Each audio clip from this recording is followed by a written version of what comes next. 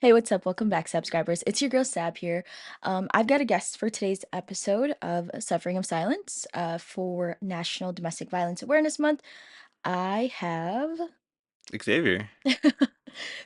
Well, thanks for coming on the show, Xavier. Yes. I know that this is totally strange. I know it's out of your comfort zone because even for me, sometimes it is too. I know we had some like topics to talk about, and I appreciate you actually going through and like doing some research Mhm. and like putting stuff together. Because I feel like I don't want to just like always just share stories and experiences, although like it's great and it's great to hear from other people and like their own experiences too. But like kind of knowing the facts of things is also super helpful. So I think based off of some of the topics that we talked about, and we don't have to just stick to that, Mhm. but I guess in your experience and like the things that you personally know, like what are some of the resources like you've learned about like how you can help women? Yes. And previously speaking, for women that experience domestic violence, so I specifically work in the homeless sector for social services, and with that, sometimes it's working. We have like obviously just regular homeless shelters, but there's also like DV shelters. Mhm. And in terms of how we operate is a little different, mostly just for the safety and security of the people that are residing um, in domestic shelters. Mhm. One of the main things is like that confidentiality, and there's different ways we go about that. And that way, there's just more level of security in terms of that information. Because one thing that's definitely not wanted is for your abuser to find you and then show up at the place where you try to find safety at. Yeah. Um, and then there's just different, I guess, in terms of like case management, there's different ways we help them, I guess, plan for like, because also the domestic violence shelters are temporary stays, just Mhm. because there's so many people experiencing it, and there's not enough capacity in these shelters for the need that is needed, Right. really. Um, and some of that can look like counseling, safety planning, um, more transition towards like even like moving to like whole different counties and really just planning Mm. for the uproot that is fleeing domestic violence. Yeah. So those are two different things there. How long are they typically like allowed to stay, or is it just like kind of however long that they need it? I think each agency has their own different, I guess, time range they can stay there. Some are like you can stay there as long as you need to. Some it's like maybe like 90 to 180 days. Oh, So wow. it can definitely range a good amount. So especially for different programs, like there's like transitional living programs where some of those are like a year-long program. Yeah. Um, and there's also different grants for like rapid housing for specifically for DV victims. Okay, that's interesting. I honestly didn't even think that it'd be that long of a time frame. Like 90 to 180 days is actually a long time. I was thinking like a week or two. Like Yeah. my only experience actually, I mean, of course, like I had personal experiences as well going through some of the DV like places here in Milwaukee. Um, and I've never actually like stayed there personally, but I've had to deal with like there was only one occasion in which I had to deal with like the legalities of being in a domestic violence situation. And it was like because of my stalker, like I had to go there to speak to like an advocate Mhm. and they would like help walk me through the process of like pressing charges and whatever else comes with this entirety of being in a situation like that. And obviously like you don't I think one thing that we have to also keep in mind that like we don't control whether they decide that they want to press charges or not, like that is totally up to the DA's office. And even if the charges are even brought in front of a DA, it doesn't mean that they would even execute on it. And that's unfortunate for women who might actually need it, or actually want to proceed with it. And I hate to say that, like, I wasn't one of those people that actually went as far as, like, pressing charges, and I feel really because I almost feel like I'm failing, those people who are going through the experience and actually want to proceed with pressing charges, because sometimes it can just be looked upon as like someone who's just kind of bending the law in Mhm. their own ways. But for me, I just personally didn't want to open up that whole thing and go through a court process, because at the same time I also didn't want to see them go through, like, I didn't want them to, it sounds stupid, Yeah, but of course, like, I was still in that mindset of, like, I didn't want them to have to go through, suffering the, being spending time in prison, or spending any time legally paying for what they did. yeah, And I think that's a t I mean, it's probably the most unsafe mindset to have as, like, someone who's yeah, experiencing domestic violence, but it's definitely just it just was how it worked out for me. And actually someone that I had on the show, well, I haven't put out the episode yet, but the person that I spoke to last week, she actually shares her experience actually going through the legal process of pressing charges on the person that, kind of put her through this experience and situation. And it's kind of interesting to hear her point of view, and like to know, to even just personally know someone who has actually gone through with pressing charges is it's pretty interesting, because obviously, like, around me I have tons of, well, it sounds terrible to say, but I do know quite a few people who have experienced domestic violence and have done nothing about it, just kind mhm. of like got themselves out of the situation and moved on. But um or tried to move on, I should say. But yeah, seeing it in a different perspective is super helpful. um would you, I mean, I guess, aside from your professional stance, like, personally, if you knew someone that was experiencing domestic violence, would you would you encourage them to, like, speak up and go through the legal actions of the fighting the fight? I think it's interesting. I think I wanted to, I guess, more or less inform you in that it's not a bad thing to not necessarily take that legal action because I think the big word to say would be like trauma. Like Yeah. it's experience on both sides in Yeah. terms of like, even if you do a pre-legal process, that person's experiencing that, but then you're also experiencing all the damage they've caused you. And a lot of it can be like concerning for your safety as well. Like if I do proceed with legal action, is this person going to harm me? And that could be like an instant thought for somebody that's experienced domestic violence. Mm, And I think it's something you have to take slowly. Like there's a lot of like because understandable. different ways of like counseling of like, okay, if I do end up doing this, how am I going to keep myself safe? If you have kids, how am I going to keep my kids safe? Yeah. How do I keep this person even from contacting me? Because I know even with legal action, sometimes there are people or abusers that take that extra step and they won't. If you have no contact order, they will not abide by that. They're still gonna find a way to contact you. They're gonna use somebody else's phone, find your cousin's email, whoever, like Yeah. whichever way they can contact you. Sometimes they take that extra step, and that is very uncomfortable, unsafe, Yeah. all these feelings of stress. So I think it really lies on how you feel in your situation, but also how safe do you feel with proceeding with that.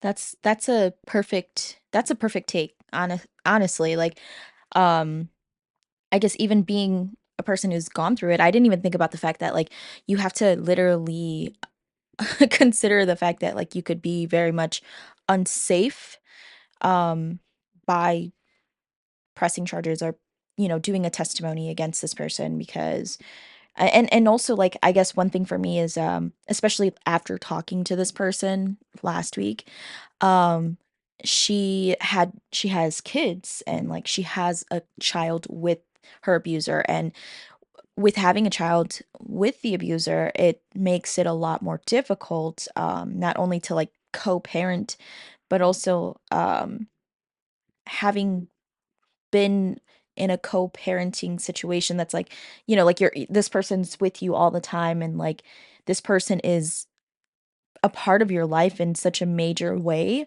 to co-parent to go from co-parenting with that person and then having to balance that on your own, Hmm. and trying to get through all of this all of this situation in a domestic violence, scenario, like, I can only imagine how bad that can be, like, that is a lot of pressure and a lot of change drastic changes all at once, Yeah.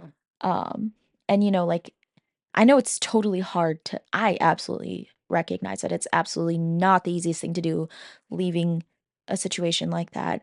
So, I mean, I think statistics say, like, it takes, like, 7 times for a victim. I hate saying that word. I hate labeling people as that, but it takes them 7 times to actually leave a domestic violence situation. And I personally, I mean, of course, like, I've seen people in my life go through it, and especially after going through my own experiences, I try not to judge them for that. Mhm. But, sometimes it does get frustrating to watch them go back over and over and over after you have just put yourself out there to really, like, help them, and they're just not sick of it, like, they're just not over it yet. Um, but, like, I think it's always heartbreaking, but I try to, like, even before I was in, like, my situations, like, I would watch my sister go through it a lot, and she went through like, some terrible, terrible times, like, and I'll be respectful and mindful of of sharing her experiences, but, like, watching her go through that was hard, like, she just it took her a very long time to leave that situation, um, and I would honestly judge her because she didn't leave the situation because, like, she felt like she deserved well, I mean, obviously, she felt somewhat as if she deserved better, but she was just, like, sick of it, and it wasn't because, like, she just wanted to, like, focus on herself and, like, get herself together. Like, she just left the situation because she found someone that would be able to help her get out of that situation, Mhm. and and then she goes back into the same cycle, Yeah. and I hate seeing her go through that. And, like, she continues to kind of experience the same thing, I feel like. I mean, I don't know what's going on in their relationship right now, but I just I see certain things, and it just immediately, like, becomes a red flag to me, like, and that actually goes for almost all of my friends and family, like, when I watch them interact with their significant others, like, I get really nervous because, like, my traumatized brain just literally is like, "Abuser, abuser, Yeah. abuser." And, like, it sucks because I'm like, I don't wanna feel that way, but I do, and it, like, scares me, and I try not to do that. I'm trying my best to not do that, but it's very hard to, like, unlearn what Mhm. what you're so conditioned to know, Yeah.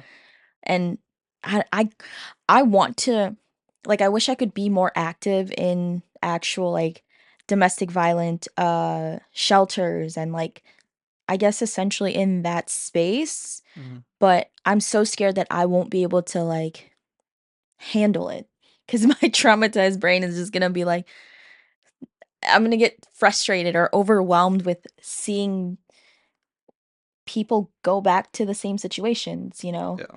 Um, but yeah, I think so I think you're pretty clear on the fact that you only work with women, right? For your Not necess I used to work both with women and men, so Okay. it's a good mixture because homelessness is like affects a lot of people. It's Absolutely. men, women, families. It's a lot, Yeah. and like you were saying earlier, with like that almost that secondary trauma. Like if you do go in these spaces, a lot of their trauma becomes yours in a sense where it's like, especially when you see them, like you said, go back to the abuser, or sometimes I know there's a lot of different barriers when you're experiencing homelessness, whether it's like evictions, Mm, background. A lot of those things can have an impact on how you're able to even like get back and find your own space for yourself. right. And so a lot of times you see them like not being able to find a permanent housing solution, and they end up on the street, or they go back to the abuser, and that's frustrating, like you Yeah. said, to see. Um, and one of the things that I've really like, I guess, as I've gone further in my time working with, I guess, both DV victims and also just the homeless population, is it's difficult.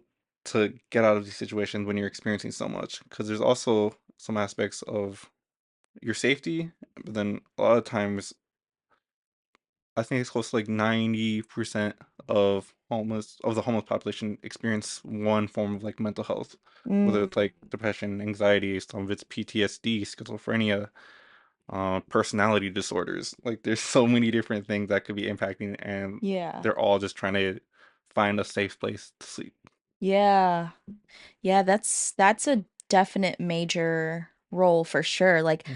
I guess I had never, I guess I had never thought about, like, kind of well, obviously talking to the advocates kinda help you backtrack to where things really started, like, how c not that you put yourself in the Mhm. situation, but what kinda leads you there? Like, what things have happened to you that kind of led you to where you're in a situation like domestic violence Mhm. or just homelessness even? Like, how could that really happen? And no one really factors those things in, like, how they could look at someone and you could look at someone and not even know that they have a mental illness, you know? Like, that's the hardest part of it, and or realize that someone's going through, um, experiencing things, like, even as children, like, I've had people who reach out and, like, uh, they hear my story, like, on the podcast, and they're like, 'cause and it's also just interesting in general because I've been gone for, like, 10 years, and no one's, like, heard from me for so long, and when they finally see me, it's like they just are crash course on my life in the last 10 years. I've been, going through all of this stuff, and, like, they're listening to it on the podcast, and they're like, "I never would have thought that you would ever be in a situation like that," which, of course, they also realize that DV is not labeled for any specific person. Like, it can happen to anyone. But they also when they hear and learn about, like, experiences I went through as in my childhood, then they start to also think like, "Wow, like, I never would have thought that about you." Like, they're very shocked at some of the stuff that has happened in my life. Um, and that's kind of I mean, that's obviously the reason, like, I wanted to share my story, um, not only for awareness, but also to kinda show, like, it can happen to anyone. Like, you could literally live whatever you consider a perfect life, and there could be so much more happening behind closed doors, and, like, no one is ever gonna know unless you speak up. And I totally respect people who don't, like, choose to speak up about these things because I know it's not safe for everyone to do that, but also it's just not what other people wanna do. Mhm. Um, but, I do encourage people to try to speak up about it or just talk to someone about it because it's a safer space to have someone that can help you just process what you're going through than to not. Yeah. Because even, I tried doing some of, like, the little therapy sessions that they have for you at, like, the shelters and whatnot, but, at that point in time, I wasn't taking it serious, like, I Yeah. wasn't like I'm like, "It doesn't even matter, who cares? Like, this is just I just have to go through this because this is just what, is required in this process, in this legal process. Yeah. It's not because I actually feel like I need this, you know?" Mhm. And when I finally chose to go to therapy, I did it in secret, Mhm. behind my abuser's back, and, like, because that was the only way I could. Um, Otherwise, I knew that there were, like, repercussions to it. Yeah.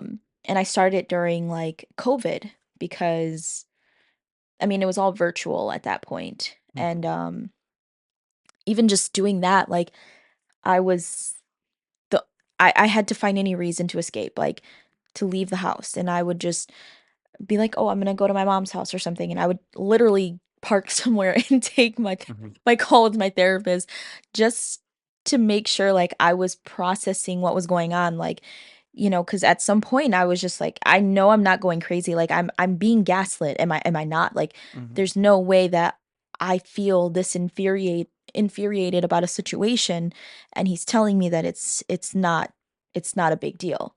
And it's like recognizing the signs is so hard. Like, I think talking to other people who have experienced DV, I've realized that sometimes they didn't Yeah, even realize that they were going through it.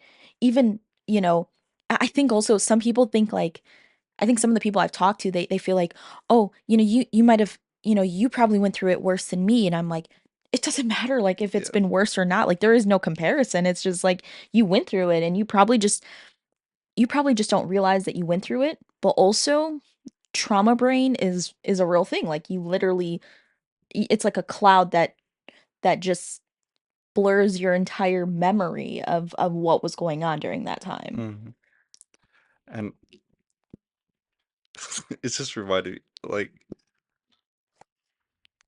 it's the first step is always like acknowledging it, like, because there's so many people that will experience this and just see it as normal. Yeah.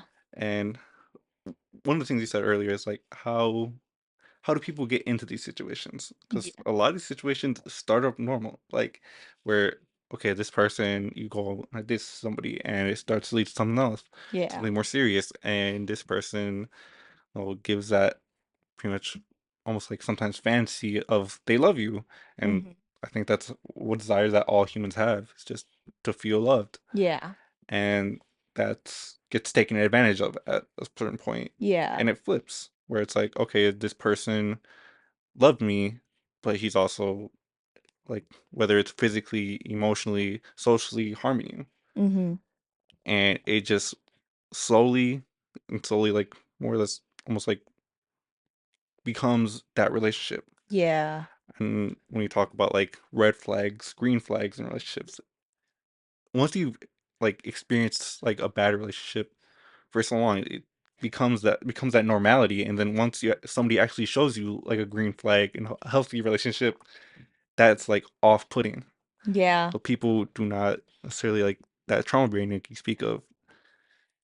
That's weird. Like they Yeah. don't they want to stick with what they know and that normality that is sometimes a DV. And everything feels like a red flag to me. Like that's my problem. I don't know if you've ever looked into like I don't know if it would even help you in the position that you're in at all, but have you ever looked into like attachment style theory? Yes, a little bit.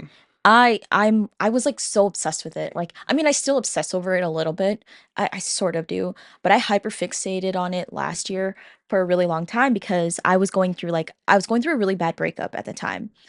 Or at least it just hit me really badly because it was, like, honestly one of the best relationships I had had, like, romantically. For once, I wasn't being abused and, like, he actually showed me what, like, good love could be like, and so it was really hard to, like, end that relationship, but it needed to happen for sure, and so the only way I knew to cope through it because every other relationship I had been in it ended because I reached my boiling point and I was just sick of it all, and I would leave, and this time it didn't feel like a solidified end, so I just kinda dove headfirst into, like, attachment style theory, and I I'm starting to notice, and now I don't wanna label anyone, but, like, a lot of the people that I've talked to that experience, like, domestic violence in their life, whether it's in a romantic relationship or even just, like, at home at and as in their childhood, a majority of them have a fearful avoidant attachment, and, because there's a couple different ones. There's the avoidant attachment, the avoidant attachment, there's my god, anxious attachment and then fearful avoidant, which is really just like a mix of both. Mhm. And of course, like just because you're anxious or you're avoidant, it doesn't mean that you're always just that one way in a relationship. But I've recognized that a lot of the people that I've met and talked to, they certainly have identified more as fearful avoidant and obviously, depending on the situation, like, they are typically like, they'll handle situations very differently depending on what the situation is and even the person that they're dealing with.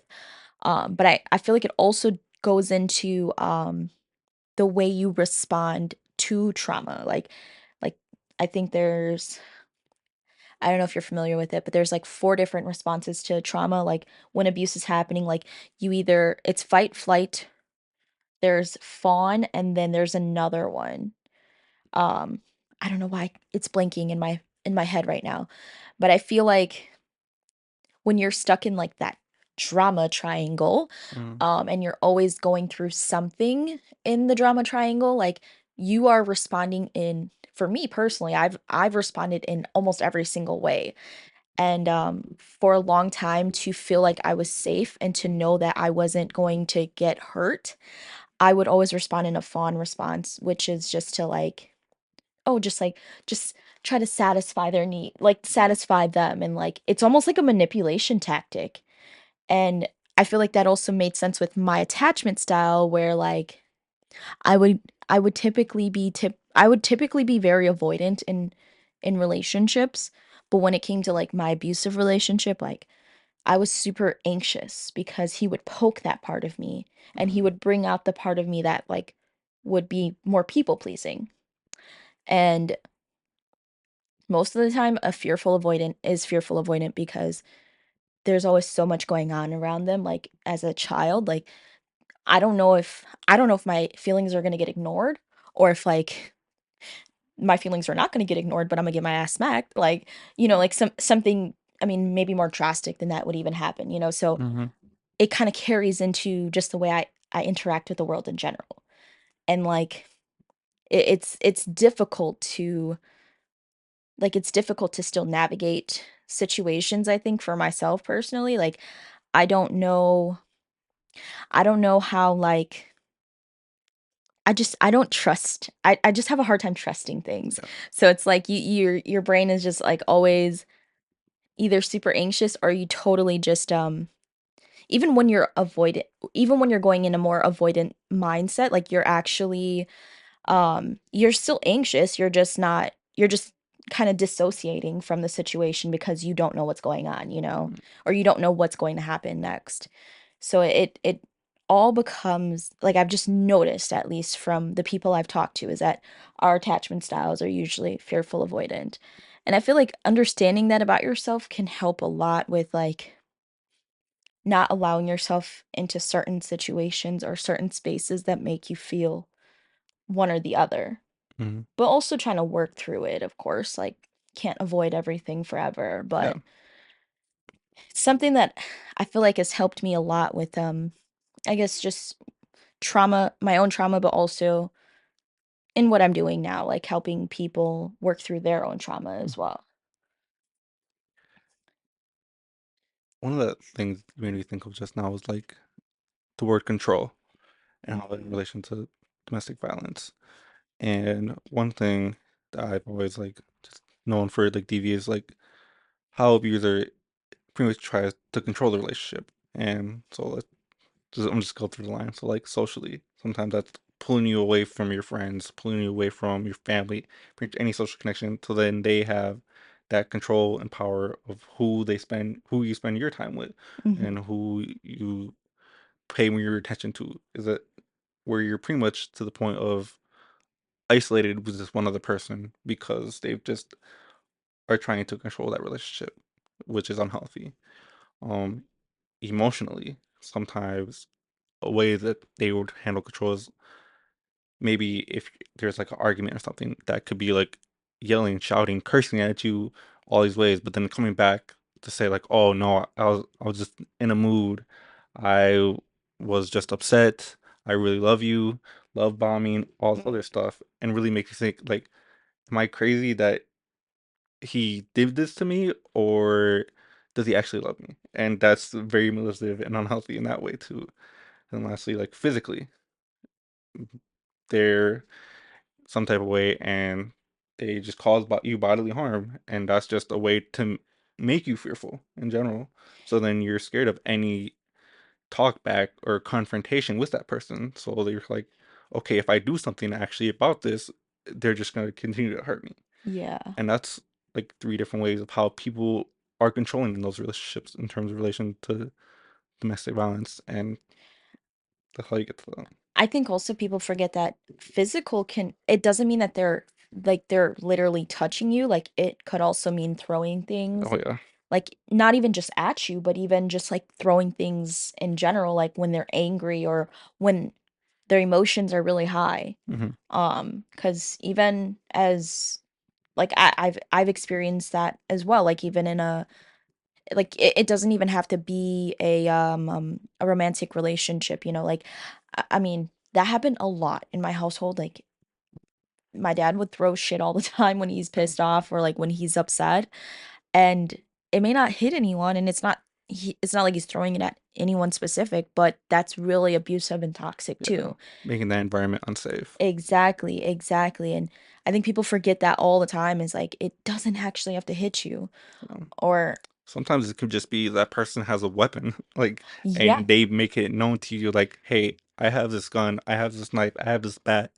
Anything that pretty much has that negative connotation of like, okay, this person can actually cause harm to me. yeah, or even, for me, like, some of the things I went through was, my ex he would douse me in, like in stuff like vinegar or Hennessy. Like, he poured a whole like, I came home for my lunch break, and he poured an entire bottle of Hennessy on me because he was pissed off at me. Mm, That's physical abuse, even though he didn't touch me, and that's always this thing is, like, "I've never touched you, like, I've never put my hands on you, but you're being abusive either way," like, mhm, and people don't recognize or realize those things because those are tactics, those are small things in which they're not small things, but those are actions that are making you afraid of him, like, mhm.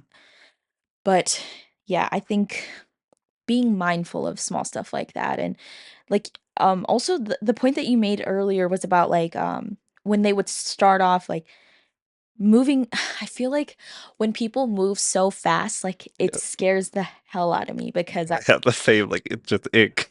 I just feel like it's a straight up like it is an ick to me for sure, but also like I feel like someone is just love bombing me. Yeah. But yeah, no, I get so scared that people love bomb so hard, and it that's why I'm like from now on, like I'm always like I just want to go steady.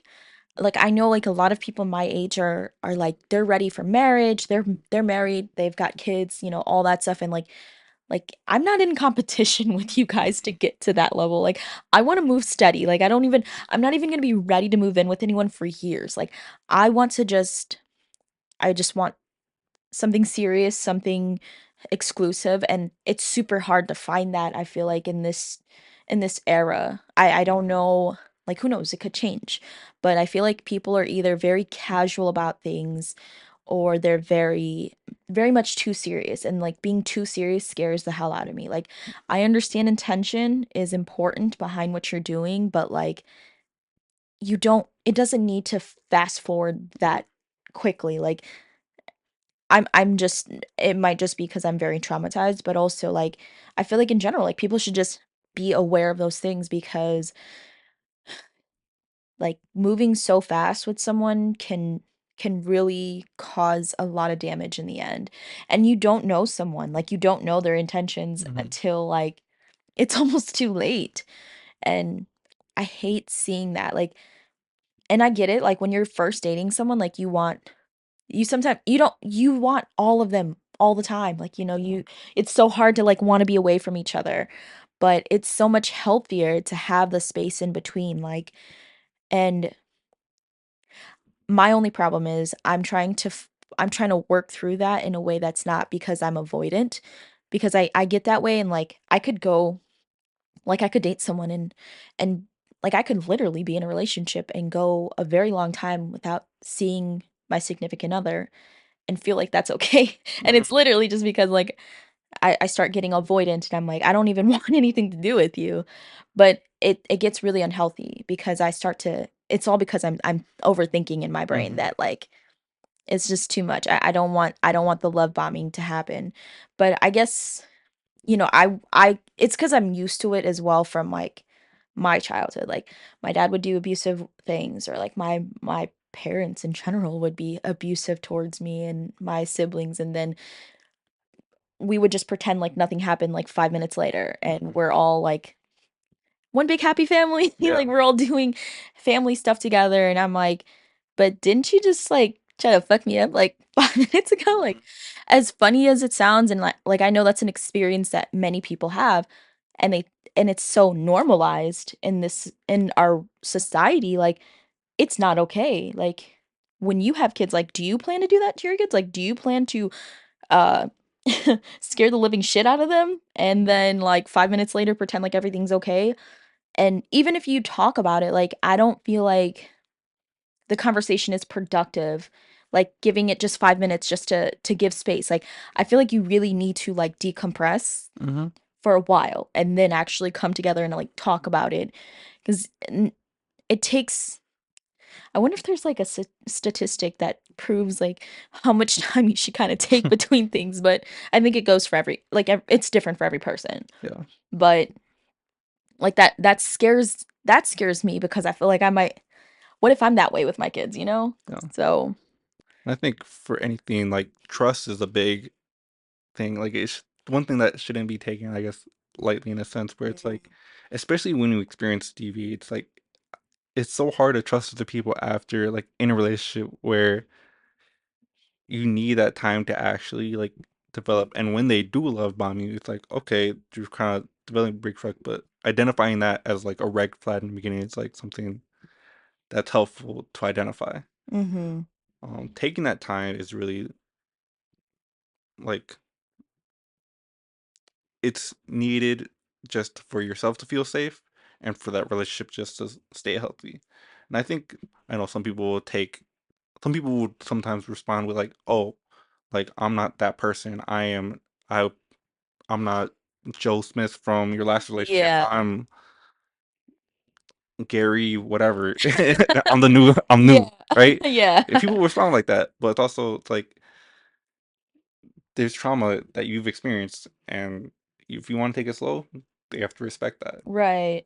And sometimes people don't. And I think, I guess my own personal response to that would be like with other people too. Like settling is one thing. Settling on your safety shouldn't be something you settle on. Damn, that was a gem that you just dropped there. Okay, settling on your safety is not something to settle on. Damn, that's crazy. That's crazy. I don't wanna settle at all. That's my whole thing is I don't wanna settle at all in any aspect. Um, and I feel like, because I think I get a lot of my friends will be like, they'll be like, maybe you should change up your type because like clearly your type is not, they're not giving you what you want. And I'm like, well, I'm sorry that I don't compromise on certain things when it comes to like my interest in a person. But you're right, like I'm also not compromising the safety of my emotions and myself physically either. Like I will never do that to myself again. Like and it's you know, I think I also saw as a red flag someone who says like, why am I'm always running into women who or I always meet women who have experienced domestic violence or has been like abused in some way, like whether it's sexual trauma, being stalked, or physical abuse. And I'm like, then there's probably something that's drawing that towards you. And it I'm not saying that like you are deserving of meeting someone like that, or it's just there's obviously like something unresolved within that person themselves. I totally I know personally like I couldn't be very close and intimate with anyone who doesn't have some type of like damaging Mhm. experiences, because I feel like that's what builds character. Unfortunately, it does. Mhm. Um and I love the parts that would be considered flaws in someone. I want to love those parts of someone. And I think that but it scares me because it makes me think like maybe they're just abusive as well. Like maybe they're also like maybe they have some abusive tendencies that they haven't worked through, which is why they're so attracted to someone who might have like played who might have been in a situation that was very violent and abusive. So it I think it's very You have to be so careful and so intentional with who you allow in your life, not just romantically, but in general. Mhm, Um, because it's scary. It's scary out there. And I think I'm learning that now, especially like even with the podcast. Like as much as I'm very grateful like to meet certain people that are willing to come on the show and like talk about their experiences or share their experiences with me, I'm also very afraid that like their intentions aren't always the best. mhm, Um like I don't know, maybe they're I don't know, exploiting on some of the things that I've been through as well, mhm. you know, and it's a lot. It's a lot of fears that you always have once you go through a lot of Yes. trauma. And a lot of these experiences need to be handled with like caution, more or less, handled gently. Really, I think the words I try to use, and just because these traumas and emotions are so heavy, like this is somebody like that was at their bottom point where they felt the most unsafe, they felt the most vulnerable, and when somebody's disclosing that and like just sharing that with you, it's something that should be, I guess, affirmed, but then also like comforted in a sense where like that space where you're sharing that should be safe. And I know, especially for like different like crisis lines, Yeah. shelters, when they have those counseling sessions, that's what they try to like to reinforce that this is a place where you are safe. Your abuser cannot like not your abuser can't affect you here. Right. And I know for a lot of people that are like calling these like crisis lines, it's sometimes like doing that like almost safety plan. Like, how do I call this crisis line? Because I know abusers sometimes have the password to your phone and look through your call log, look through your messages, and sometimes like, okay, I'm gonna go to the speedway to pick up some whatever, get gas, when really you're just making a call using the toll phone at the gas station. Yeah.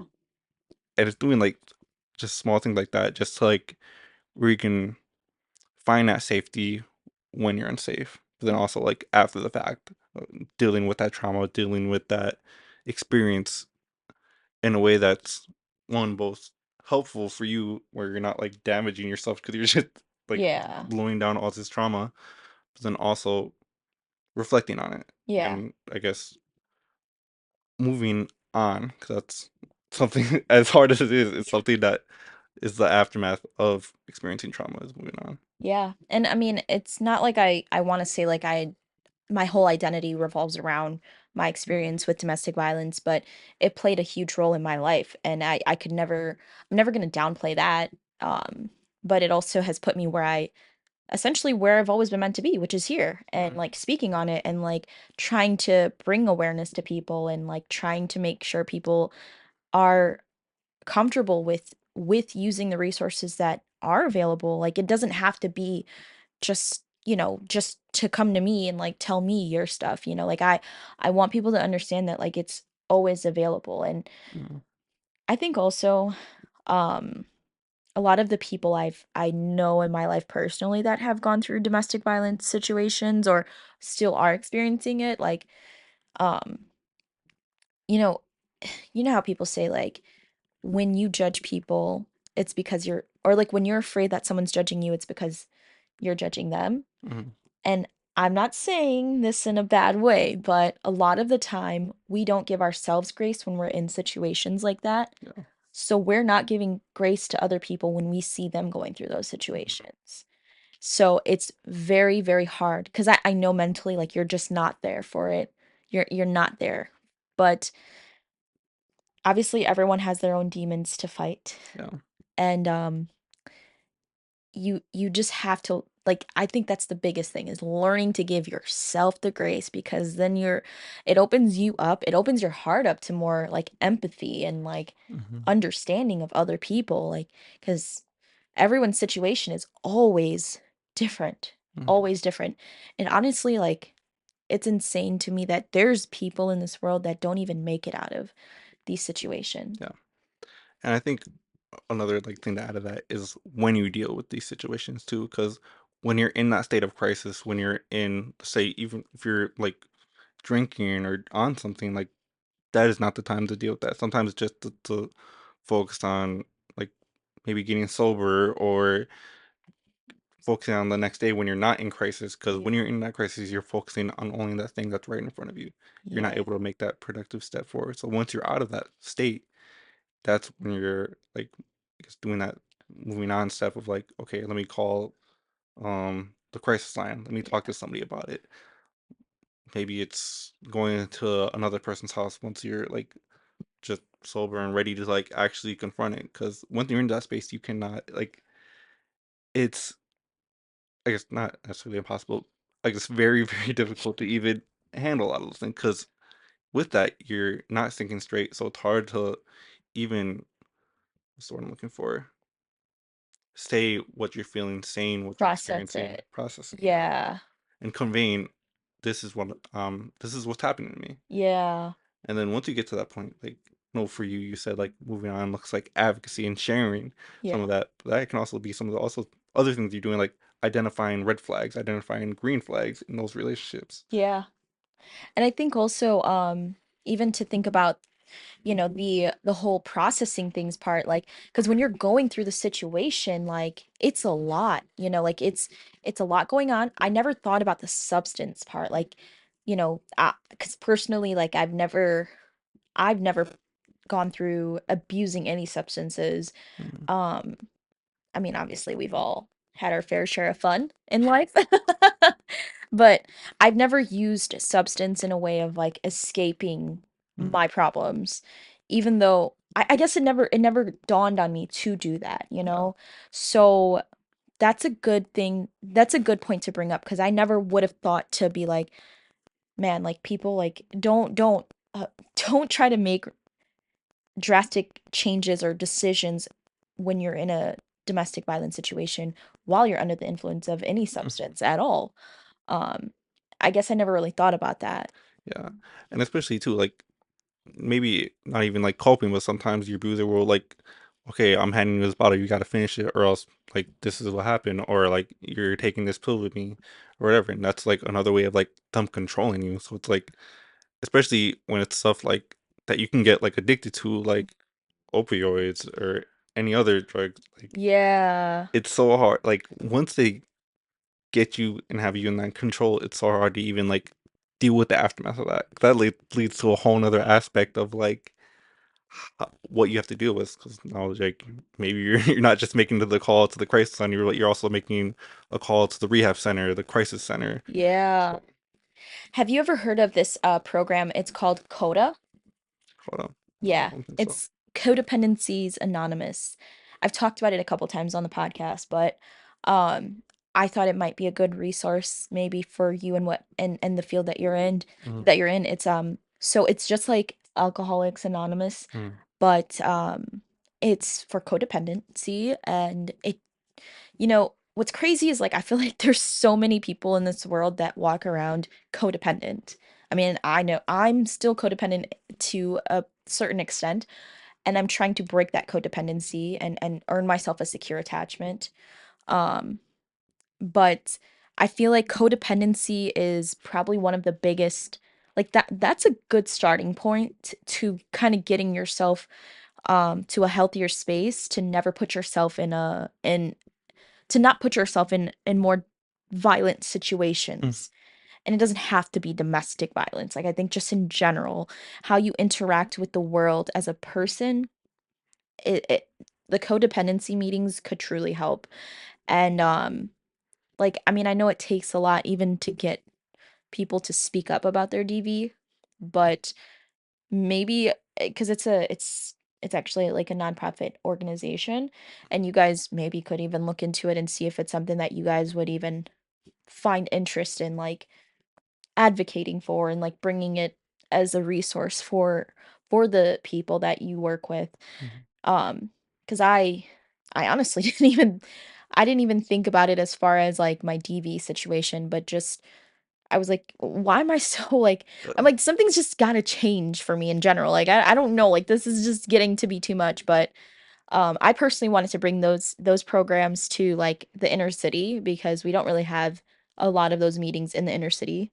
Mm-hmm. Um, they're mostly, like, on the outskirts of town, and, from the meetings that I have gone through or gone to, it's mostly, like, older white men, Mhm. and I'm like, people if I brought this to, like, inner city community centers where there's actually, like not saying that it Mhm. doesn't happen to, like, white people, but, Yeah. like, it's definitely more prominent and, like, much more violent in the inner cities, like, Mhm. the, um with the communities that I grew up in, like, it could definitely change some things. I mean, the first step is admitting that you need that help, Mhm. right? But I know that's a lot harder, but, of course, like, for anyone who's very serious and, like, actually at that point of, like, trying to leave a domestic violence situation, like, that could be an additional thing that they could kind of go through. Yeah.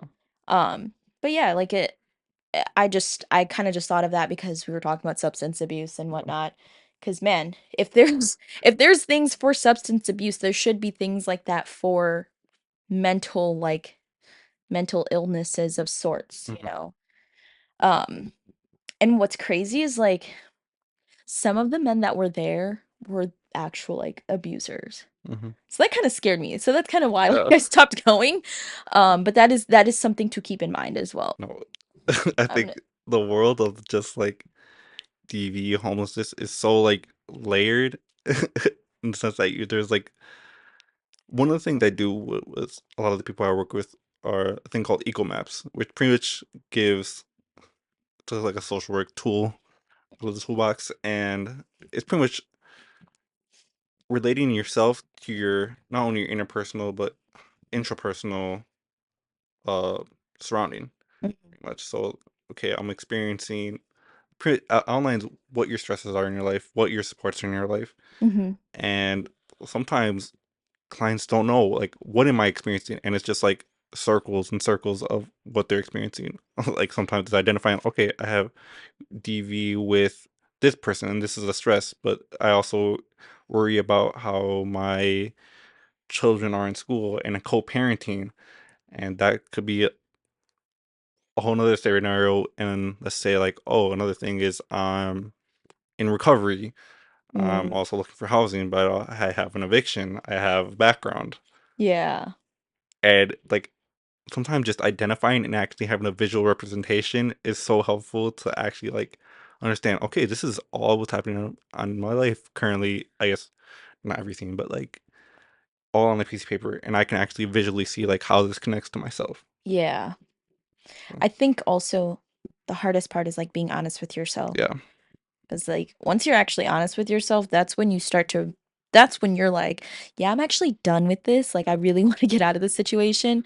But I know being honest with yourself is like, it takes a lot to get to Yeah. that point, like And that progress is slow sometimes, and but that progress and taking those little baby steps is what gets you there. yeah, yeah, and I'm grateful that I didn't ever go down a path of, like, substance abuse because that could be such a huge contributing factor to, people not ever making it out of a Hmm. situation alive.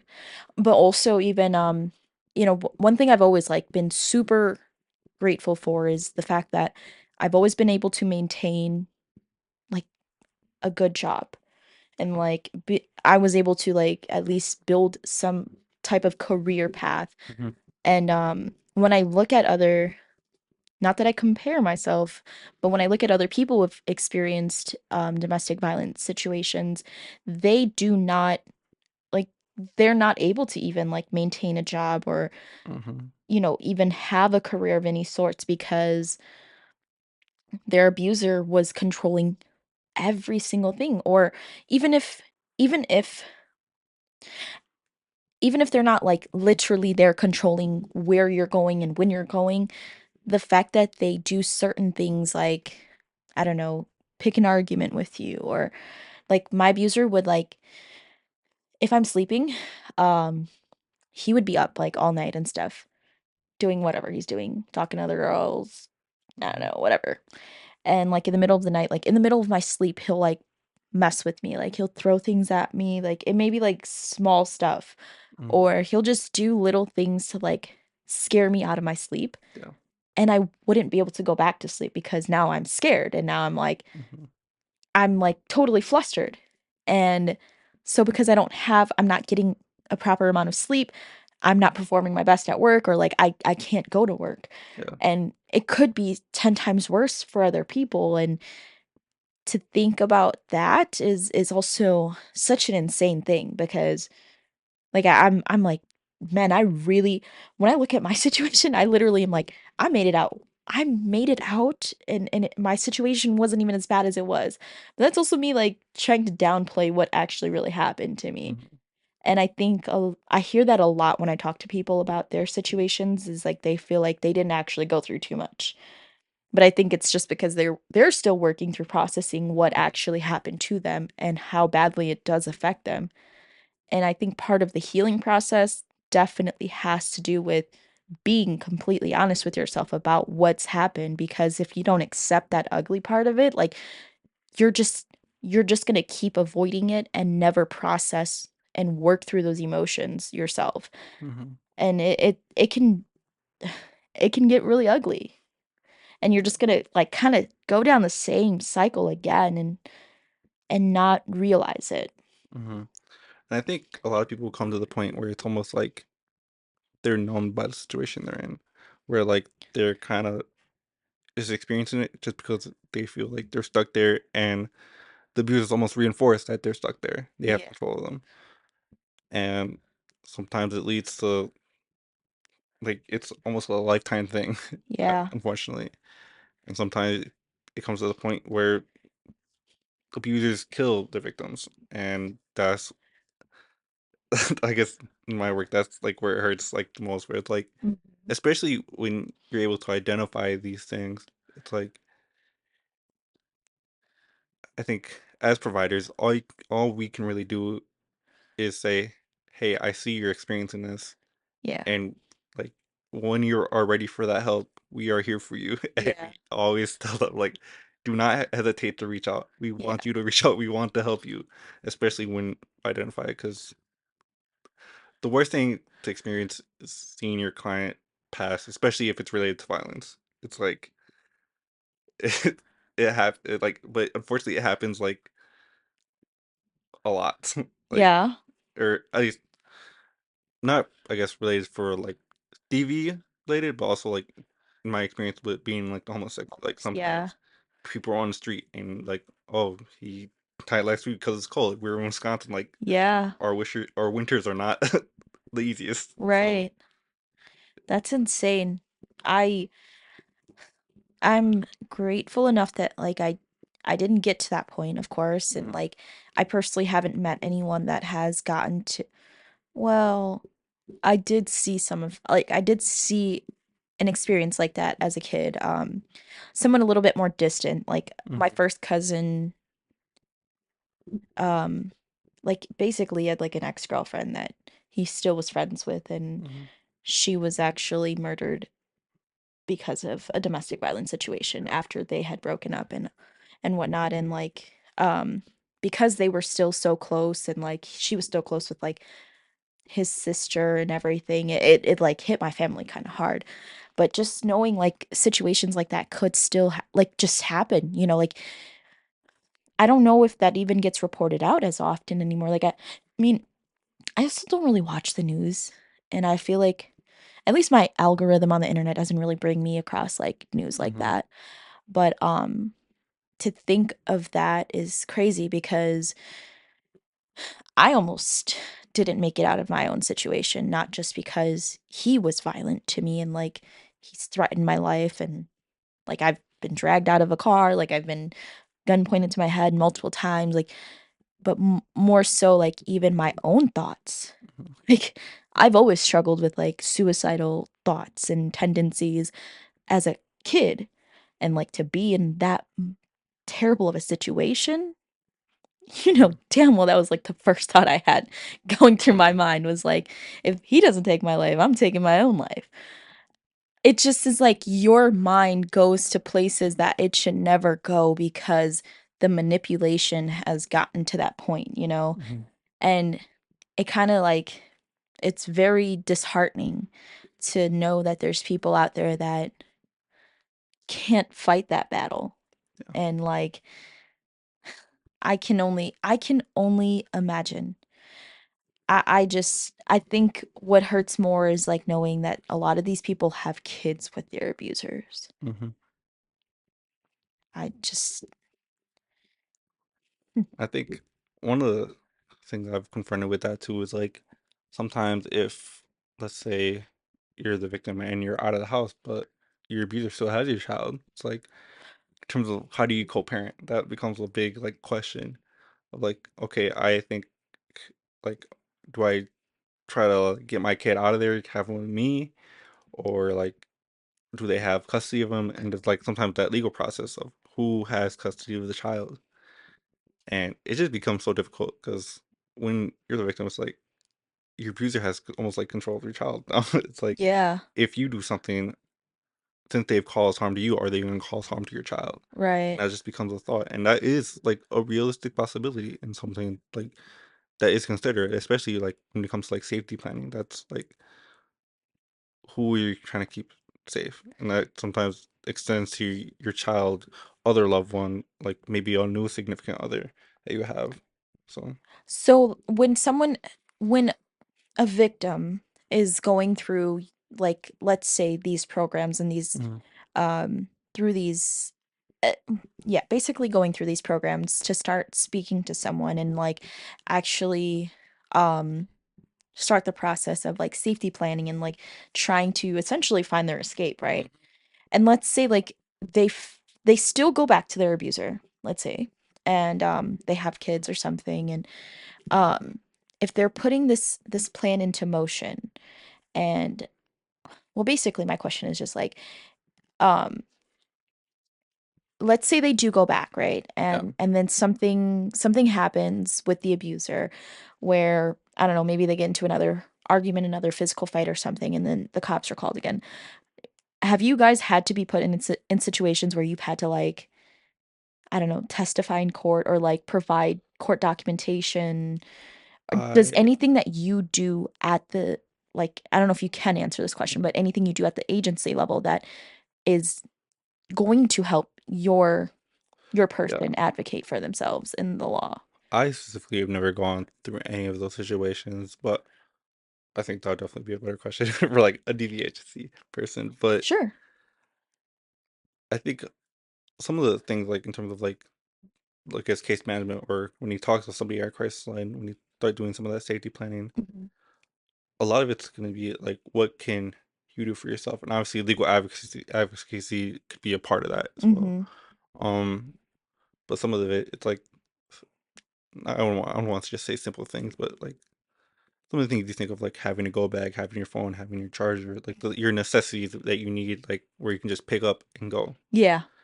But that can also be knowing who are your safe contacts, who are your unsafe contacts, who should you let know where you're at, who should you let know, because sometimes you let okay, I let my brother know that I was here, but then your brother talks to your abuser's cousin and your cousin tells it. So like it can, Yeah.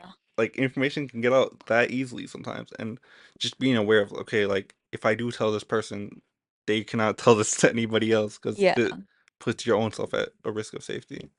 Yeah.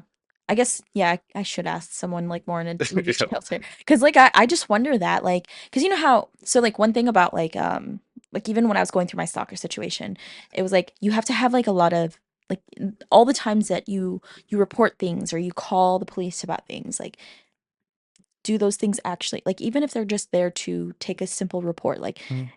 is it really going to add up in the end? Because, like, for me, like, the stalking situation, like, none of it was things that could result in pressing Mhm. charges. And when it finally came to the results of pressing charges, like, it was everything else didn't even matter. Like, all those other times I called the police and, like, reported to them, like, he's violated the restraining order, da da da da. Mhm. They were just like, you can't prove it. And I just wonder if, like, it got to a point where a person who was going through DV and they got to the point where they were like, okay, this time, like, I'm actually pressing charges. All these times that I've gone to the shelter, I've talked to someone, I've gone to an advocate. Like, I'm sure that actually, now that I think about it, yes, the advocate does have some. They are able to still weigh in on a legal situation. Yeah. I know sometimes too. It's also like mandatory reporting. Like, Yeah. especially when there's a child involved, that could be a big thing where it's like, Yes. okay, as an advocate, I had to disclose this to whether it's like CPS or if there's like a situation at the shelter too. Like sometimes it's just reporting that. Like 'cause sometimes there's like incident reports that we do, and like, okay, and I know even for like intakes at like different shelters, I'm not sure what it would look like if it's different at a DV shelter, but sometimes we have them like sign like, "Hey, am I able to disclose this?" Like, let's say if you're in a medical emergency, I'm able to give your information out to the first responders. Mm, Sometimes it's like, okay, this person's actually caused a big disturbance at the shelter. I need the police to actually have them like removed from the shelter for at least like maybe the day or however it might be. So I think that those are some situations where, as like an advocate or a support services worker, we'd get involved. that makes sense. Yeah, that definitely does. Now that, yeah, good to talk about that. Good point, good point. But Yeah. yeah, even the safety planning, like that's insane. Like I mean, obviously I had to have a safety plan because I was in a stalker situation. But then I also had a safety plan of my own with my domestic violent partner, and even talking to some people like they didn't they didn't even think that far ahead, you know. Hmm. Like they weren't thinking like, "Oh, like this is me. I'm going to be ready to leave if something happens." Like Hmm. basically, and I call them explosions. Like basically if an Yeah. explosion happens, like this is me leaving. And I've had to do that, of course, numerous times. And I had dogs when I was like they were my dogs, not his. Hmm. And there were times where I've had to leave my dogs because like and that's also why like I had a really hard time adopting these guys because like I mean I knew I wasn't going to go through a situation like that again because I would never put myself in a situation like that again, but I just felt so traumatized having to give up my dogs because it wasn't safe for them because I just couldn't leave him Yeah. at that point still. But like he did so much to my dogs. Like he's literally choked my dogs to the Hmm. point like they're crying and screaming, and like he's dangled them over like our two-story like my two-story balcony, and like he's thrown them against the walls and like all types of shit. Like then he would like push me out of my own apartment and lock me out so that I couldn't grab them Hmm. and leave with them because he knew I wasn't going to go anywhere unless I had my dogs. And it's like a manipulation tactic. He Yeah. used them as like something to hold over me. And it was, it's small stuff like that. And I know that doesn't even compare to having kids, Yeah. but I could only imagine how it would have been if I did have a kid with him. Like, he probably, I know like the way that he would move is just like if things would have to go legal obviously at that point. Hmm. And he would probably try to paint me as like a terrible mom and like make me look as if like I'm incapable of raising my child. And that's a very unfortunate part of like having to co-parent with an abuser. Hmm. And I couldn't imagine myself having to go through that. Yeah. And I think especially when you're going to like shelter, one of Mm, the things too, it's like if you have custody of your kids in the shelter and like you one day have to like, because those are sometimes only temporary solutions, you have to go back to the street. Sometimes in that case, like CPS is called or reported, and custody will end up going to the abuser, unfortunately, just because they have housing and you do not. that's crazy. That is always, oh my God. See, that's why I don't Yeah. think I could work And in yeah, the it's definitely field. difficult. But also there's other things too where maybe the child goes to foster care, which is not also a great solution, but sometimes that's also a better solution than them going to back to your abuser. Yeah, yeah, absolutely. Like, I don't know if I've ever talked to you about this situation. I don't even think I've ever talked about it on the podcast yet, but I wanted to get more perspective of like abuse, like in my like that I've Hmm. seen in my life. So, um, a lot of people don't know this, but my sister actually, um, so the reason I have this house is because, the reason I co-purchased it with my mom is because, when I was like 18, my sister's kids, like my sister lost custody of her kids, and my parents like stepped up and fostered them. Hmm. And eventually, like, my parents just, like, essentially adopted them. And so, because my sister was in a very violent situation, and, like, my nephews and niece were being abused. So she had 3 kids from, like, her previous relationship, and then she had 1 with her abuser. And even her previous relationship was very abusive as well, like, uh, a lot of my life, like, I lived with my sisters, and, like, we were also very lucky because my parents owned a lot of houses, so when my sister wasn't able to, like, afford a place of her own, like, my parents would let us, like, live in one of the houses, and, like, I would just live there with her, and, like, I've seen some stuff, like, that went down with her and her ex, and then, like, literally, I came home one day from school, and, like, there's a fat ass hole in my door of my room, and my room is normally locked, but my sister, I guess, she, like, ran in my room, and, like, her baby daddy, like, threw a fucking axe at the door. So, yeah, I had a Yeah. hole in my fucking door, but, like, so the incident that happened when I was, like, 18, it had the kids get taken out of her care, Mhm. and essentially for good, and, like, my parents, like, obviously have not that they've just wanted that to happen, but they kind of, like, they see the patterns, they saw what was going on, and it's not like my parents were any healthier, um, but obviously, like, they were more stable in a lot of ways, and so at this time, like, my dad was he was first diagnosed with his tumor, and then also, like, the kids were going through this, and he's like, "Well, I'm still gonna take them in." Like, my dad, like, really encouraged my mom to, like, take them in, and, um, my mom, like, my parents were they were about to be child free. Like, I just turned 18. Like, they're Mhm. like, "Our baby's gone." Like, and honestly, like, I didn't really live at home, like I said, for a very long time, like, for almost, like, my entire teenagehood. Like, I Mhm. didn't live at home. Um, and so, like, the kids move in, and, they go through, like, this entire thing, and, like, up until, like, now, like, the youngest he's just 12. So, this is why we have the house, because, after my dad passed away, we had to get out of the because we were from pretty, bad part of the city, so and also, like, to escape my abuser, like, my mom sold the house, and we ended up, eventually buying this one, and then, this is essentially gonna be like home base for them, anytime that they want or need anything, just like it always has been, is like it's always home base for everyone. Yeah. And that's why, like, I think also in, like, our culture, like, a lot of people, like, always circle back, like, to live together as a whole family. But, like, I always told them, like, I'm not your mom, but, like, I'm always gonna try my best to be there for you guys.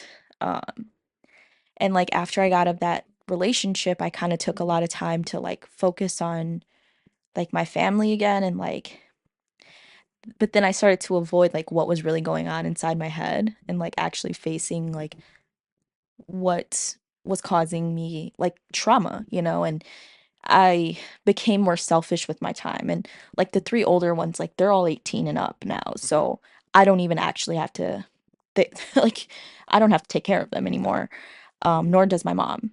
But, after my dad passed away and I was finally out of that relationship, I just felt like it was kind of my place as the only child who didn't have other obligations, like, to kinda, like, step up and be there for my family in this time, um, because I think, like, their relationship with their mom, I feel like will always be strained in some way, but I'm happy that, like, they're working through it, and I've always encouraged that, like, I always want that for them, Mhm. and even with her, like, when she was going through a lot of stuff, like, I was going through an abusive relationship, but when she needed somewhere to go and stay, I still offered her, like, as much help as I could. Money, I literally took her to go bail him out one time, like, I've I even let her like, shower and stuff at my house, like, Mhm. I couldn't let her stay because, like, my abusive ex wasn't like, he didn't like her, and Yeah. he wanted to control everything, but anytime, even if I'm going through something, like, I always open the door for her, and, like, it was difficult to watch her go through that, and, like, I was being so judgmental of her. Like literally, we fist fought because I'm like, "Bitch, you're still with him." Like, and like it was so bad. Like, cause I wasn't giving her grace, but that was also because I wasn't giving myself grace either. I Yeah. was still staying with my abuser, and she was too. So why am I any better? You know, like I wasn't, I wasn't being that great of a person, and Yeah. I'd be telling her the same shit I should be telling myself. And like it was always a lot, like, going on around me, and like um but that's kind of why like I'm in the situation that I'm in, and like watching my sister go through that, and like having my parents foster her kids, it's a very sad situation, but I'm very grateful and lucky that like my parents are who they are, cuz so many kids fall into the foster care, Yeah. like they fall into foster care and no one ever finds them again. Like I personally know people like who don't know their siblings, like where their siblings are. Hmm. Like like my nieces, like the kids that have been living with my mom for the last, you know, 11 years, like they have siblings or cousins on their dad's side who fell into foster care because, their dad was murdered, and like their mom was addicted to drugs and alcohol, and she uh like there were 3 of them, and like it's almost impossible for them to like find each other. But, through social media, and as they got older, like they're able to connect that way, but it's still not the same, and even they go through, like seeing them go through like mental illnesses from the things that they've experienced through foster care and like their childhood. It I can only imagine how traumatizing it is. Like, I fear for my nephews and nieces, or my nephews and niece, that like that'll be something that'll continue to happen. But they're pretty good kids though. Like they got their shit together. They're That's working a good. lot now. They've got their own place, and like they still include their little brother and everything, and Hmm. like they're still super loving of like each other even though they are scared of their feelings. Um, Yeah. they're really good kids for like 20-year-old, a 20-year-old, a 19-year-old, and an 18-year-old.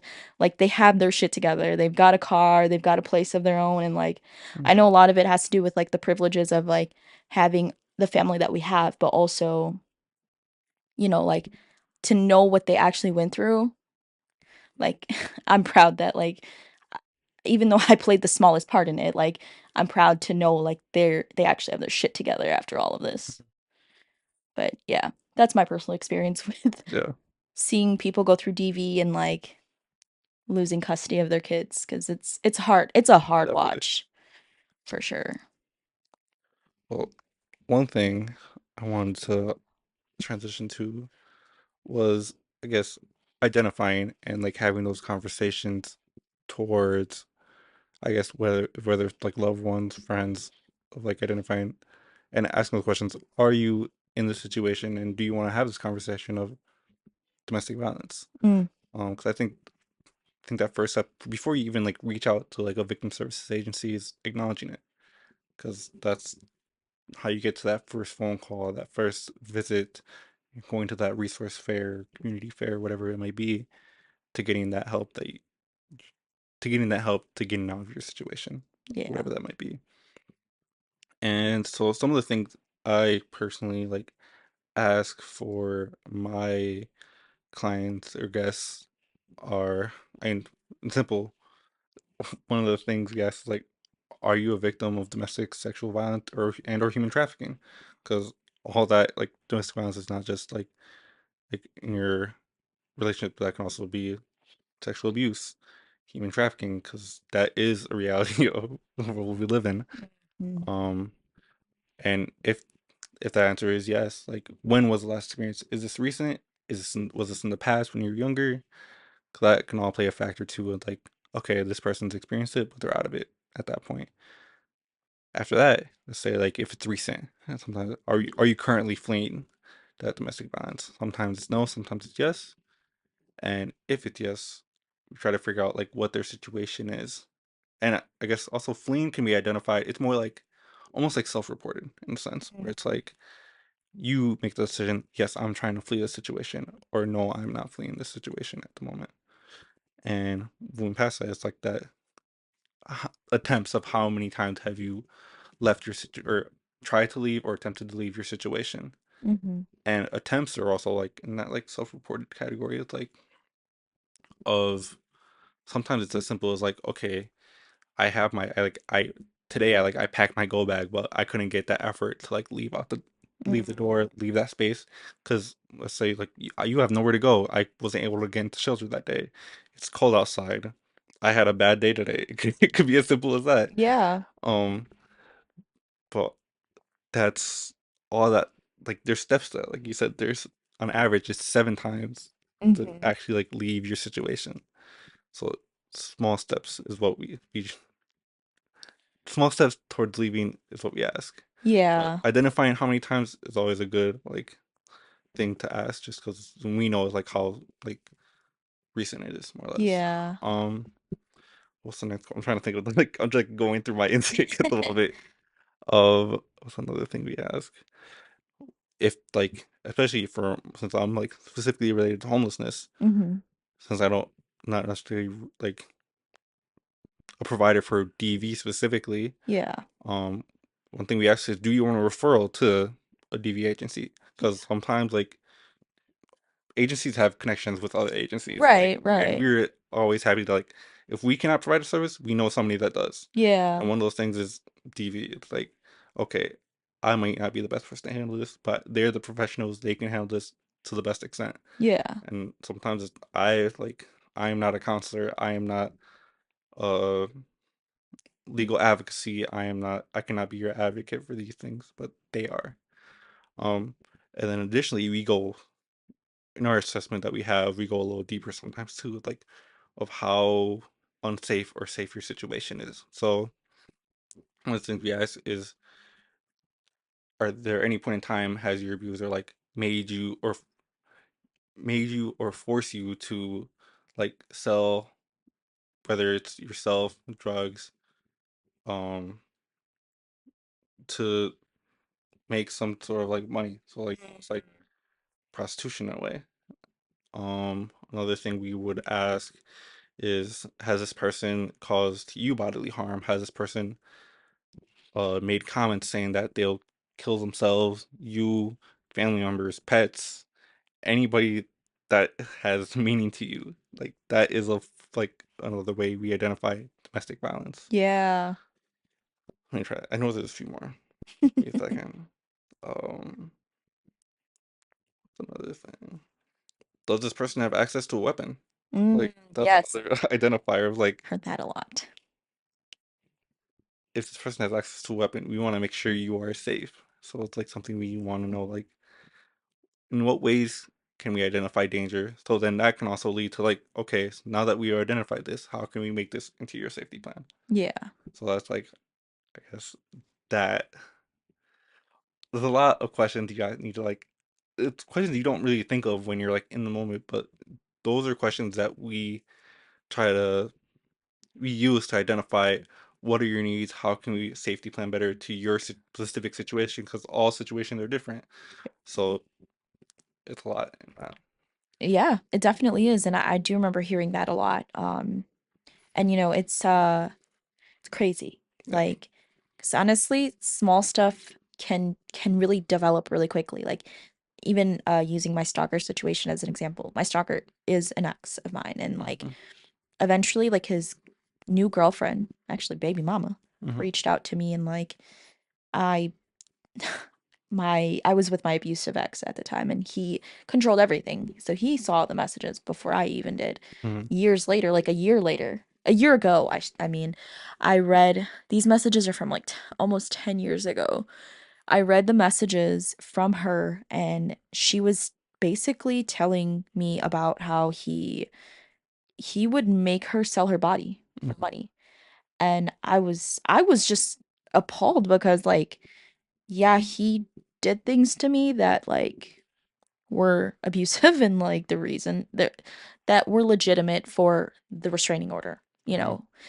But I did not realize that he would get to that point with another person, and I'm like, I'm glad that I took the legal actions of getting a restraining order, but it also didn't really like, how else could I have stopped that from happening, you know? And, like, Mhm. I had carried that guilt for a really long time, and I'm like, if I had just done my part and, like, stopped it then, maybe she wouldn't have gone through that. Mhm. And it's crazy to think, like, you know, sometimes there's small abusive tendencies that they'll do that are essentially a gateway for them to exploit you in other ways. Yeah. And I am, like, as grateful as I am that that was not me, like, it's very unfortunate that, like, she had to go through that. And but yeah, I'm glad that you shared that because I think it's important for people to, like, also understand that, like, you don't need to think about these just because you're going into an intake center, you know, like, you need to Yeah. think about this just in general, like, this is Mhm. this is essentially free resources for you to, like, Yes. try to plan your escape from this situation. And, Mhm. like, honestly, um, like, I listened to this podcast called Crime Junkie, Mhm. and they talk more about, like, true crime and stuff, like, and they have this, document that's called If I Go Missing, and it's, like, it's something, like, safe that you keep with very specific people, like, someone that you trust won't Mhm. abuse the information. And I think that it's something safe to also keep in mind even in a domestic violence situation, um, because anything could happen to you, Mhm. you know, and that's unfortunate. Like, you anything could happen. So having that in general could help as well. Um, I used it more like, I use it more for, like, me solo traveling. I wanna make sure, like, I'm safe. But had I also flipped it in a way of, like, domestic violence, because like, when a lot of the time, like, very violent situations happen in intimate relationships, you know? And not saying that when you go out in the world, you could not Mhm. be put in danger. You could, absolutely. But most of the time, you experience a lot of violence within your actual, like, intimate life. Like, Mhm. doesn't have to be your partner, could be your friends, could be your roommates, Yeah. could be your family. Like, you've gotta have stuff that, like, kinda solidifies some sort of plan for you. And Mhm. I know it's hard because, like, not everyone has someone that they trust or Yeah. know will not say anything. And especially when you're in an abusive relationship, like, they will manipulate you to the point where you don't even trust anyone because they Yeah. say so. I didn't know who to trust. Like, you know, I couldn't even trust my best friend that I've known since 3rd grade. But it wasn't her, like, it was never her the whole time, but you don't know that, you know, because he's got you so heavily wrapped Mhm. around his finger. Like, I think just, you know, I would leave little stuff like that laying around in different places. Or, um, I don't know, like, I would just do, like, little stuff like that, like, I'll hide little things like that in, like, I don't know, my mom's house. Mhm. Oh, great, the light died now. Or, like, I'd call my sister in LA and tell her very subtle things like, "Hey, just so you know, if something happens to me, like, I have a life insurance policy Mhm. at this place and that place." So, like, you know, if Yeah. he ever, God forbid, killed me, like, she knew where to find those things. So, um, but I were there any other things that you wanted to talk about or bring up at all? Yeah. I literally just had in my mind. One thing is some of these resources, like especially for like some of the crisis lines, sometimes it doesn't have to be you. Like if you're worried about like a loved one or a friend, like you can reach out to the like those crisis lines as well to like, hey, I need advice on this, and like that's a good way to like get those resources to that person. And sometimes like it's difficult to start those conversations, but sometimes the best way to start those conversations is like head first, like being direct with it. Like, is this the situation that you're in? Are you experiencing domestic violence? As direct that is, like sometimes that's what people need to hear. It's like to actually for them to think about it. Like sometimes like people will tiptoe if they're in a situation that feels uncomfortable. Mhm. But when you're direct with it, the other person understand like can feel that like okay, this person like this is a person I love. This is a person that I find identify as safe, and they're confronting me about something that's very uncomfortable. Yeah. But they also understand like they're worried about you. And Yeah. that's the best way sometimes is to making that call to victim services and to receive that advice so you can hand it on to your other loved one. Yeah. Um, I had a number. Some I just want to say like just a few numbers really quick. So like Yeah. I guess what I use one great use is like just more of like a directory of different services is Impact Connect 211.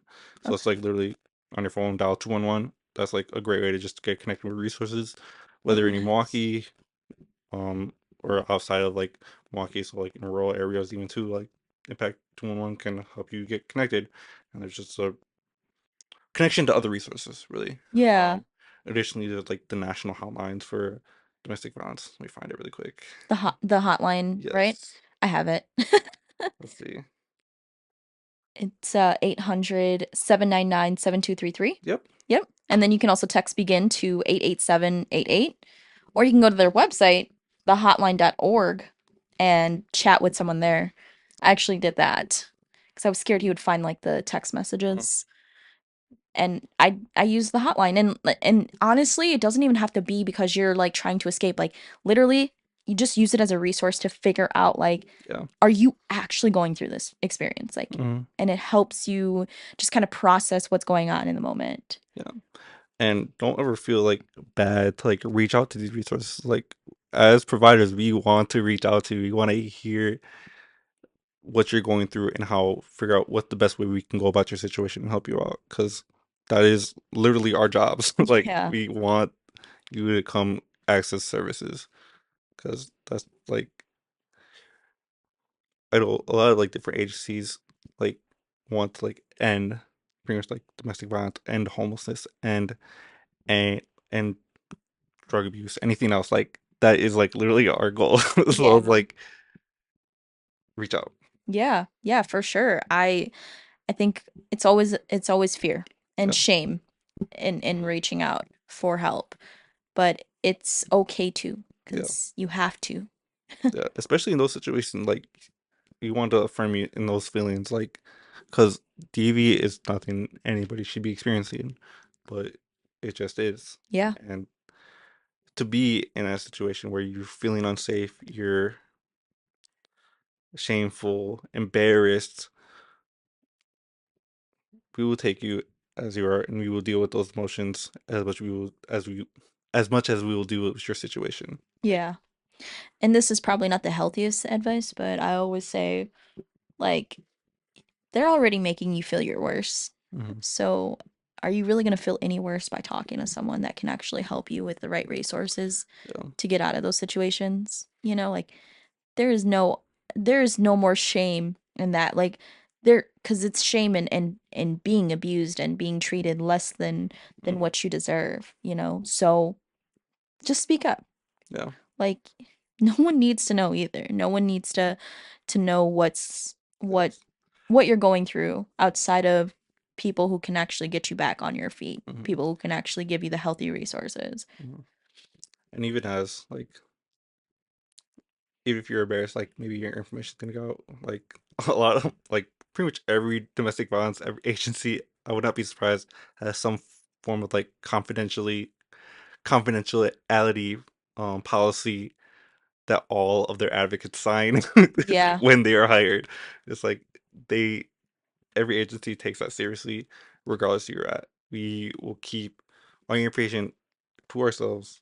We will not leave our agency. Outside of like mandatory reporting, that's a little different. And you can always ask too if you ever talk to somebody, are you a mandatory reporter and what can I share with you? Mhm. And that's just another way like you are an understanding of what maybe not to share with an advocate, and then maybe they can refer you to somebody that's not a mandatory reporter. So Right. there's so many different like ways you can take this, but reaching out for help is always the first step. Absolutely. Identifying that Yes, you're in a identifying, situation and then then reaching out reaching out for for help. help is Yes, definitely where to start.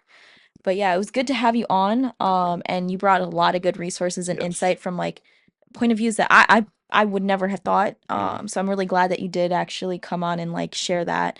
Um, and for anyone who's going through things like we said, please use the resources that we had. I'm gonna put all of it in the show notes. But you know, I just I really hope that this Yeah. gets to the right people. Because even if you're no longer in the situation, I think using these resources to identify how you can heal from it, Mm-hmm. that's the bigger part. And I think we can't forget the bigger picture, which is to heal Yeah. from this. So please make sure to read those resources because I actually still read stuff on the hotline website as well. Like I was looking at some statistics that they have on there, just facts that you should know. Mm-hmm. Um, but yeah, thanks again, Xavier. Yes. It's me, Sab, again. Another episode of Suffering of Silence, and I will talk to Oh, make sure you follow on TikTok and Instagram. I feel so weird saying that after having like super serious conversations. But make sure you follow on TikTok and Instagram at Suffering of Silence Pod. And then of course, like I'm on YouTube, I'm on all streaming platforms, and episodes will be back to regular scheduled every other Friday after the end of this month. So thanks again so much, and thanks for being subscribers.